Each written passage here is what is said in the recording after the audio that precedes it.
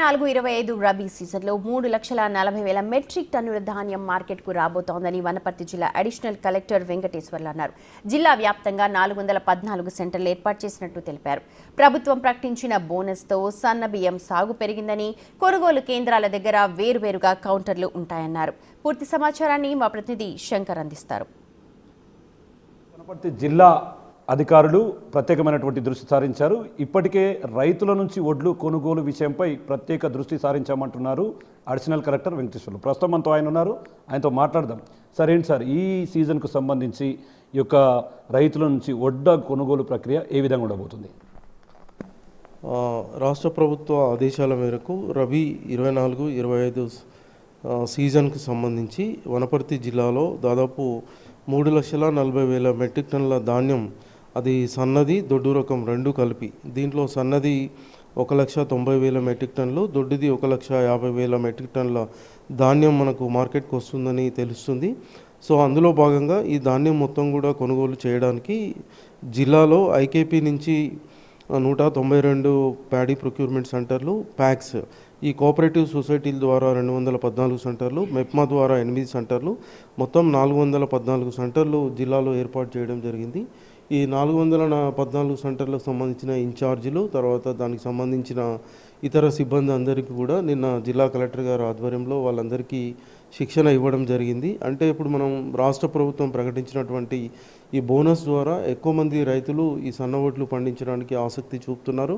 అదేవిధంగా పోయిన ఖరీఫ్లో కూడా మనకు సన్నధాన్యం చాలా వచ్చింది.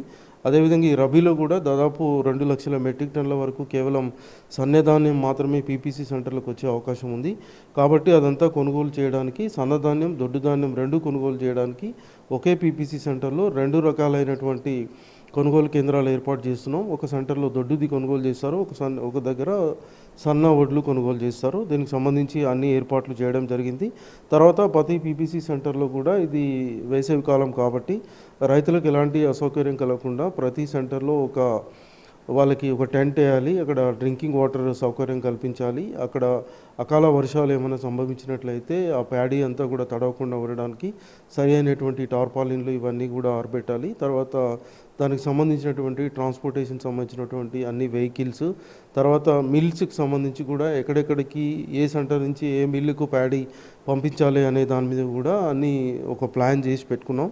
సో మన జిల్లాలో ముఖ్యంగా ఏప్రిల్ 10వ తారీఖు నుంచి కొనుగోలు ప్రారంభం అవుతుందని అంచనా వేస్తున్నాం. ఎందుకంటే జిల్లాలో మనకు ముందుగా ఈ వరి నాట్లు అనేది కొత్తకోట, పెబ్బేరు, తర్వాత అమరచింత, ఆత్మకూరు, ఈ మదనాపూర్ మండలాల్లో ప్రారంభమైంది.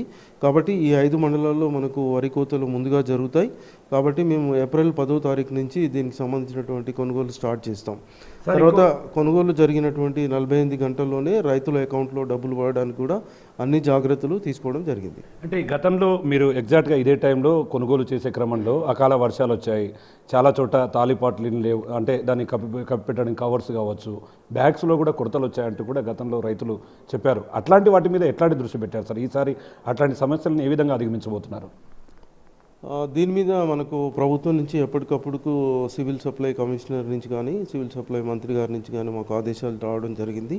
సో దానికి సంబంధించి గన్నీ బ్యాగ్స్ విషయంలో ఎలాంటి కొరత లేదు. ఆల్రెడీ మా దగ్గర 60 లక్షల గన్నీ బ్యాగ్స్ సిద్ధంగా ఉన్నాయి, పీపీసీ సెంటర్లకు పంపించి అక్కడ కొనుగోలు చేయడానికి. దాని విషయంలో ఎలాంటి కొరత లేదు. తర్వాత ఈ మాయిశ్చర్ మిషన్స్ కానీ, వేయింగ్ మిషన్స్ కానీ అవన్నీ కూడా అప్డేట్ చేసి పెట్టుకున్నాం. దాంట్లో కూడా ఎలాంటి ప్రాబ్లమ్స్ లేవు. ఈసారి ఇంకా పోయినసారి మెరుగ్గా చేసాం, ఇంకా అంతకంటే మెరుగ్గా ఈసారి చేస్తాం.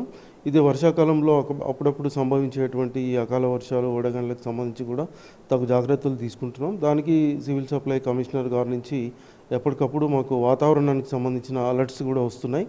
సో అది ఒకవేళ వచ్చినట్లయితే ఆ సంబంధిత ప్రాంతాల్లో ఉన్నటువంటి పీపీసీ సెంటర్ ఇన్ఛార్జ్లకు కూడా చెప్పి రైతులను అప్రమత్తం చేసి ఎవరికి ఎలాంటి నష్టం జరగకుండా ఏదైతే ప్రతి వడ్ల గింజ కూడా కొని వాళ్ళందరికీ సకాలంలో డబ్బులు ఇవ్వడానికి మా జిల్లా కలెక్టర్ గారి ఆదేశాల మేరకు మేము అన్ని చర్యలు తీసుకుంటున్నాం. చూస్తున్నాం మొత్తంగా ఈ రబీ సీజన్కు సంబంధించి రైతులకు ఎట్లాంటి ఇబ్బందులు తలెత్తకుండా చూస్తామని, అదేవిధంగా తూకం విషయంలో, అదేవిధంగా రైతులకు సంబంధించి అకాల వర్షాల ద్వారా ఎవరు లాస్ కాకుండా ఇప్పటికే కవర్లను సిద్ధం చేయడం, అదేవిధంగా గన్నీ బ్యాగుల కొరత లేకుండా చూడడం వంటి అంశాలపై దృష్టి సారించామని చెప్పి కూడా అడిషనల్ కలెక్టర్ వెంకటేశ్వర్లు చెప్తున్నటువంటి పరిస్థితి కనిపిస్తుంది. ఇది ఇక్కడ update. Camera person Nageshwar Shankar, big TV, Wanaparthy జిల్లా నుండి.